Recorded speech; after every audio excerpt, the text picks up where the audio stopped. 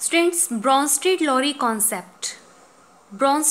Concept जो theory है, ये दो साइंटिस्ट ने मिलकर दी थी और 1923 में ये थ्योरी दी गई। स्टूडेंट्स, 1923 में एक साइंटिस्ट थे जिनका नेम था जॉन्स ब्रॉन्स्टेड और दूसरे साइंटिस्ट थे, ब्रिटिश साइंटिस्ट थे थॉमस लुईस। तो इन दोनों ने मिलकर के ये थ्योरी दी थी, इसलिए इसको बोला जाता है Brønsted-lorry concept. Students, Brønsted-lorry concept के अकॉर्डिंग एसिड और बेस को किस तरीके से डिफाइन किया गया। इनके अकॉर्डिंग एसिड जो होते हैं वो प्रोटॉन डोनर होते हैं। Acids are proton donor. और या फिर हम कह सकते हैं कि जो एसिड होते हैं वो क्या करते हैं, हाइड्रोजन आयन रिलीज़ करते हैं, या फिर कह सकते हैं हाइड्रोजन आयन डोनेट करते हैं। हाइड्रोजन आयन रिलीज़ करने वाले, या फिर रिलीज़र कह देंगे यहाँ पर, हाइड्रोजन आयन को रिलीज़ करने वाले हाइड्रोजन आयन रिलीज़र हो गया, या फिर हाइड्रोजन आयन डोनर भी कह सकते हैं। तो ऐसे सब्सटेंस जो प्रोटॉन डोनर है, प्रोटॉन डोनेट करते हैं या फिर हाइड्रोजन आयन रिलीज़ करते हैं, तो उसको हम कहते हैं एसिड। और वहीं बेस क्या होते हैं students, according to Bronsted Lowry concept base होते हैं प्रोटॉन को एक्सेप्ट करने वाले। तो एसिड तो प्रोटॉन डोनर हो गया और बेस क्या होगा, प्रोटॉन एक्सेप्टर हो जाएगा। और ये हाइड्रोजन आयन को क्या करते हैं, गेन करते हैं, हाइड्रोजन आयन को ये एक्सेप्ट करते हैं, हाइड्रोजन आयन एक्सेप्टर भी कह सकते हैं, या फिर ऑब्टेन करते हैं ये इसको। तो इस तरीके से इन्होंने क्या बताया कि एसिड और बेस में से ये दोनों ही एक दूसरे से रिलेटेड हो गई डेफिनेशन, कि एसिड तो हाइड्रोजन आयन को रिलीज करता है और बेस हाइड्रोजन आयन को एक्सेप्ट करता है। एसिड प्रोटॉन डोनेट करता है और बेस प्रोटॉन को एक्सेप्ट करता है। अब देखिए स्टूडेंट, इसको हमें थोड़ा और समझना है। एसिड को चलिए हम ए से रिप्रेजेंट कर रहे हैं और बेस को बी से रिप्रेजेंट करते हैं। तो इनके अकॉर्डिंग जो एसिड और बेस की डेफिनेशन है वो किसके इर्द गिर्द है, ये हाइड्रोजन के इर्द गिर्द होती है। तो जो एसिड होता है उसमें क्या होता है, हाइड्रोजन आयन होता है। जब एसिड हाइड्रोजन आयन रिलीज करता है तो इस कंडीशन में ये वाला सब्सटेंस क्या हो गया, HA। इस पूरे को हम क्या बोलेंगे, इसको हम एसिड बोलेंगे। और जब ये हाइड्रोजन बेस को दे देता है, मतलब जिसको भी ये हाइड्रोजन आयन दे रहा है, तो अगर हाइड्रोजन आयन कोई ले रहा है वो कौन हो गया, वो बेस हो गया। तो हाइड्रोजन आयन को रिलीज करने के बाद जो रिमेनिंग पार्ट बचा, इसने हाइड्रोजन आयन रिलीज कर दिया, तो क्या बचा स्टूडेंट्स, ए बच गया। और ये हाइड्रोजन आयन किसके पास चला गया, अब बेस के पास चला गया है। अब स्टूडेंट्स इसको हम क्या बोलेंगे, अब हाइड्रोजन आयन रिलीज करने के बाद जो सब्सटेंस बचता है एसिड में, तो उसको हम बोलते हैं कंजुगेट बेस बोलते हैं। स्टूडेंट्स, इसको हम बोलेंगे कंजुगेट बेस। और जब हाइड्रोजन आयन गेन कर लेता है कोई सब्सटेंस, तब उसको कहते हैं कंजुगेट एसिड। तो इस तरीके से अपने को कंजुगेट एसिड और कंजुगेट बेस के बारे में ध्यान रखना है। देखिए इसमें से क्या होगा, इसको शॉर्ट में डिफाइन कर लेते हैं कि HA में से अगर क्या बचा है इस तरीके से A-, तो ये क्या हो गया, conjugate base, it is called acid conjugate base pair. क्योंकि HA को तो हम क्या बोल रहे हैं, इसके पास हाइड्रोजन है, तब तो उसको हम क्या बोलते हैं, एसिड बोलते हैं। और जब ये हाइड्रोजन रिलीज कर देगा तब हम उसको क्या कह रहे हैं, कंजुगेट बेस कह रहे हैं। तो ये क्या हो गया, एक एसिड कंजुगेट बेस पेयर हो गया। इसको हम एसिड कंजुगेट बेस पेयर कहेंगे। और इसी तरीके से दूसरा हम देखें, B और HB- है, तो इसमें से B तो क्या है, B को हम क्या बोलते हैं, बेस बोलते हैं।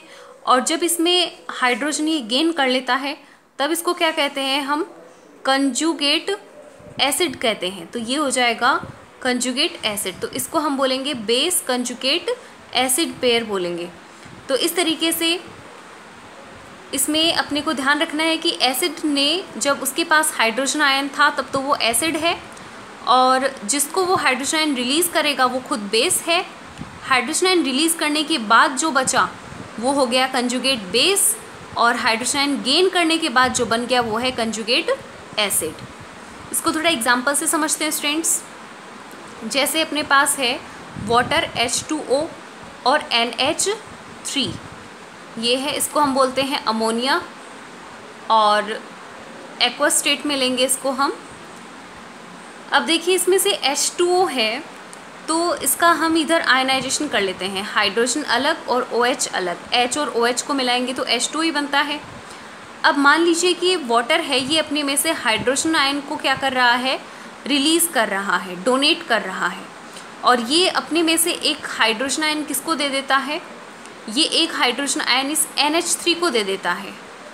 तो देने वाला कौन हो गया यहाँ पर, जो हाइड्रोजन आयन रिलीज़ कर रहा है, तो इसलिए हम इसको क्या बोलेंगे, H2O को हम क्या बोलेंगे, इसको हम एसिड बोलेंगे, और NH3 ये इसमें से हाइड्रोजन ले रहा है, तो इसलिए हम इसको क्या बोलेंगे, बेस बोलेंगे। अब स्टूडेंट्स NH3 जब एक हाइड्रोजन ले लेगा, तो इधर हम रफली समझते हैं थोड़ा, NH3 में जब एक और हाइड्रोजन ऐड हो जाएगा तो क्या बचेगा स्टूडेंट्स, NH4 बन जाएगा।